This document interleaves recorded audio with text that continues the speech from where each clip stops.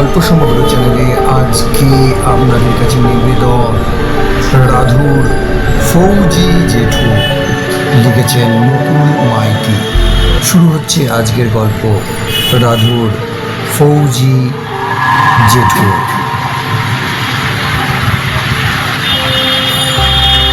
রাধু আমাদের ক্লাসেই পড়তো।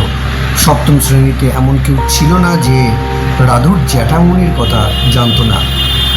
ক্লাসে টিচার না এলে আমরা রাধুকে বলতাম, নে রাধু জ্যাঠামণির গল্প শোনা। রাধুর জ্যাঠামণিকে আমরা কেউই কোনোদিন দেখিনি, তবুও জ্যাঠামণিকে মনে হতো আমাদের বহুদিনের পরিচিত আপনজন। রাধুকেই এ ব্যাপারে কৃতিত্ব দিতে হয়। অনেক গল্প আমরা শুনেছিলাম তার কাছে। জ্যাঠামণি তখন পাকিস্তানের সঙ্গে কোনো প্রান্তরে লড়াই চালাচ্ছিলেন, আর আমরা তার বীরত্বের কাহিনী শুনতাম ক্লাসে বসে। যখন উনি ছোট ছিলেন তখন ছোটদের নিয়ে দুটো দল গড়ে তুলেছিলেন হামেশা। দুটো দলের মধ্যে লড়াই বাঁধিয়ে দিতেন। প্রায় ঘণ্টাখানিক চলতো সে লড়াই বা লড়াইয়ের অভিনয়। যে দল হারতো তাদেরকে লড়াইয়ের ময়দানে যেমন করে লাশ পড়ে থাকে তেমনি করে পড়ে থাকতে হতো। লড়াইয়ের ময়দানও ছিল রকম রকম, কখনো বন জঙ্গল ভরা ডোবার ধারে, আবার কখনো ধানের গদার ধারে, যেখানে নিজেকে অন্যের দৃষ্টি থেকে আড়াল করা যায়। পরদিন লড়াই শুরুর আগে পরাজিত পক্ষ জয়ীদেরকে একটা করে ট্রফি দিত। এই ছিল জ্যাঠামণি ছোটোবেলাকার লড়াইয়ের নিয়ম। এ নিয়ম ভাঙা চলবে না, ভাঙলে তাকে সবাই মিলে বয়কট করবে। দেওয়ালির রিভলভার নিয়ে লড়াই হবে, দু একজন ছাড়া কারোর কাছে বন্দুক ছিল না। আনো পটকা ফাটানোর রিভলভার যারা পরের বছরের জন্য তুলে রেখেছিল তারা এনে হাজির করল। চেক করে দেখা গেল তাতে ক্যাপ ফাটে না, কারণ স্প্রিং খারাপ। রাধুর জ্যাঠামণির বালনাম ছিল রাঘব বিজয়, ডাকনাম ছিল রঘু। রঘু উপায় বের করলেন, বললেন ঠিক আছে, যাদের কাছে বন্দুক পিস্তল নেই তারা লড়াই করবে তীর ধনুক নিয়ে, যেমন সাঁওতালরা লড়াই করে। যারা বানাতে পারবে না তারা বাঁশ কঞ্চি দড়ি সব আনবে, আমিই বানিয়ে দেবো। এমনি করে জ্যাঠামণি লড়াই চালাতেন ছোটোবেলায়। লড়াই লেখাপড়ায় বিশেষ মন ছিল না, কোনো রকমের TTMP হয়ে গেলেন, কথা টেনে টুনে ম্যাট্রিক পাস। এই কোয়ালিফিকেশান নিয়ে রঘু জ্যাঠামণির চাকরি মেলে না। বাড়ির অল্প ধ্বংস আর ঘুরে বেড়ানো ছাড়া রঘু জ্যাঠামণির আর কোনো কাজ ছিল না। তবে একটি সম্পদ ছিল জ্যাঠামণির, সেটি হলো সুস্বাস্থ্য। তিনি ছিলেন প্রায় 6 ফুটের মতো লম্বা, আর রাবণের মতো পাকানো গোঁফ। নিয়মিত গোঁফের পরিচর্যা করতেন। বাড়তে বাড়তে গোঁফ কান ছুঁই ছুঁই, কখনো তাতে আটার মতো কি একটা ওষুধ লাগাতেন, তাতে মোচের ডগাটা সূচের মতো শুরু করে পাকানো থাকতো। পাড়ার দাদু, স্থানীয় যারা যারা বলতেন, ভারী যত্নে লালন পালন করছে গোপখানা রঘু, এটার জন্য প্রাইজ পেয়ে যেতে পারো। রঘু এইসব ব্যাঁকা কথায় কান দেবার লোক ছিলেন না। তেরোচ্ছা কথার কোনো প্রতিবাদও করতেন না।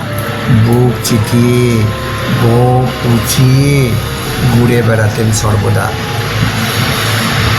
বলতে বলতে রঘু জেঠু একদিন সত্যিকারের একখানা প্রাইজ বগল দাবা করে ফেললেন। কী কাজে যেন শহরের দিকে গিয়েছিলেন।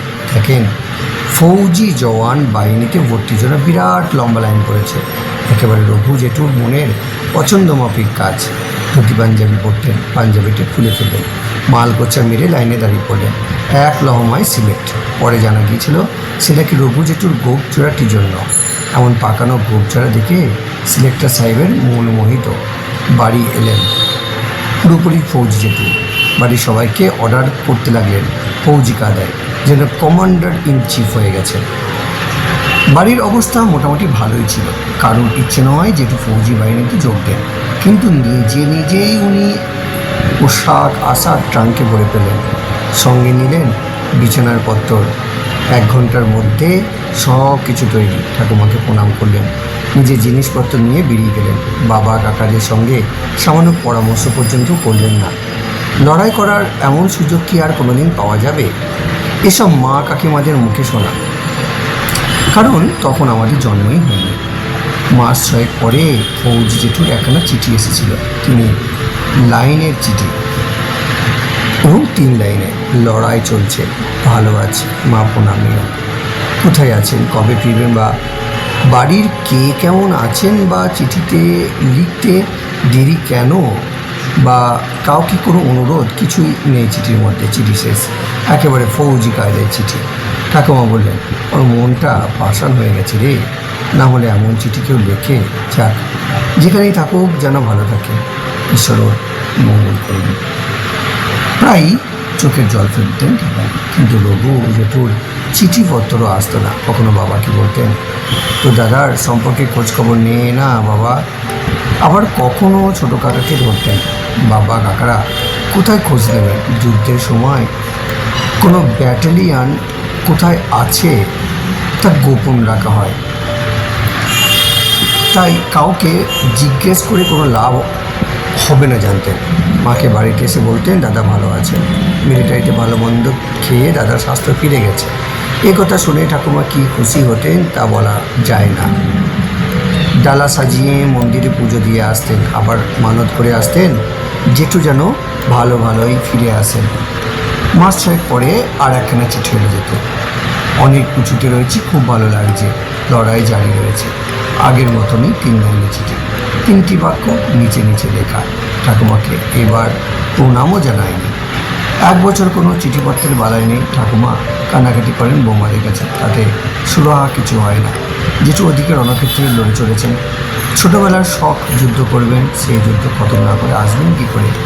সেদিন ছিল ভয়ঙ্কর বর্ষার দিন, সকাল থেকে অঝোরে বৃষ্টি হচ্ছিল, একেবারে আধার নেমে এসেছিল, কড়কড় করে বাজ পড়ছিল। আমরা ছোটরা তখন ঠাকুমার ঘরে গল্প শুনবো বলে ছেঁকেই ধরেছি ঠাকুমাকে। গল্প বলাও শুরু করেছিলেন ঠাকুমা। এমন সময় ছোটো কাকিমা এসে খবর দিলেন, বাইরে বসার ঘরে এক মিলিটারি ঢুকে পড়েছে। ঘরের মধ্যে কান্নাকাটির রোল উঠেছে। খিড়কির দরজা দিয়ে প্রায় সবাই প্রতিবেশী বাড়িতে গিয়ে ঢুকেছে। ছোটো কাকিমা ছিলেন খুব সাহসী, স্কুলে গার্ল গাইডের ট্রেনিং নিয়েছিলেন। সাহস করে ঠাকুমাকে খবরটা দিতে ছুটে এসেছেন। উনি ছিলেন আমাদের ফৌজি জেঠু। ছোটো কাকিমার চেনার কথা নয়, কারণ জেঠু মিলিটারিতে যোগ দেওয়ার পরে ছোটো কাকার বিয়ে হয়েছিল। কাকিমা ভাবতেই পারেননি দুর্যোগপূর্ণ ঝড়জলের সন্ধ্যেবেলায় কোনো অতিথির মতো আগমন হতে পারে। খবর শোনার পরে ঠাকুমা একটুও ঘাবড়ালেন না, তবে এটুকু ভাবলেন কোনো অশুভ খবর হয়তো এসেছে। হাজির হয়ে মুখখানা তখন ফ্যাকাসে দেখাচ্ছিল, তবে তিনিও সামান্য আতঙ্কিত, সেটা বোঝা যাচ্ছিল।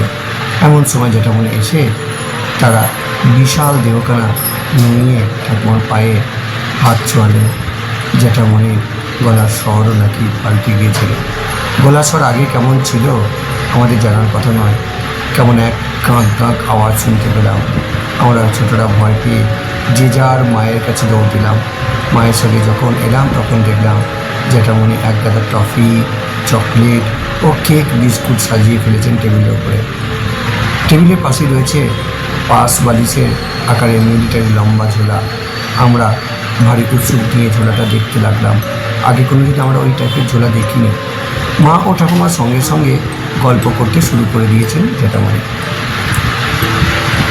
মিলিটারি তো রেকর্ড করে ফেলেছেন ছুটি না নেওয়ার জন্য উপরওয়ালা, তাই খুব খুশি। ঠাকুমার কাছে গল করে বলতে লাগলেন। ঠাকুমা বললেন, আরে তুই কী ধরনের মানুষ? তোর বাবা কবে আমাদের ছেড়ে স্বর্গে গিয়েছেন? তোকে কত কষ্ট করে বড়টি করলাম, সব ভুলে গেলি? তোর এই দুঃখিনী মায়ের কথা একবারও মনে পড়লো না? সেই বছর 2 পর্বে 2খানা 3 লাইনে চিঠি লিখে চুপ করে রয়ে গেলি। জ্যাঠামণি কোনো জবাব নেই, শুধু একবার বললেন, মা লড়াইয়ের ময়দানে আমি শুধু লড়াইয়ের কথাই চিন্তা করি, অন্য কারো কথা আমার মনে থাকে না। মুহুর্মুহু গোলাগুলি চলছে, শত্রু বিনাশী আমাদের কাজ, এগিয়ে যাওয়াই আমাদের লক্ষ্য। পিছনে কে আছে বা রয়ে গেল তার কথা একবারের জন্য ভাবি না। আমাদের দেশ মাতৃকার কথা ভাবতে হয়। বাহারি বন্দুকবাজ এই ঘরের মায়েরটির কথা কে চিন্তা করবে? নিয়মিত চিঠিপত্রও তো মানুষ দেয়, না দেয় না? মা তুমি আমাকে মাফ করে দিও বললে কি তোমরা বিশ্বাস করবে? সারা মন প্রাণ দিয়ে লড়ে যায়, তোমরা তো জানো ছোটো থেকে আমার লড়াইয়ের নেশা। সে রাতের মতো ঠাকুমা ও জেঠুর সংলাপ শেষ হলো।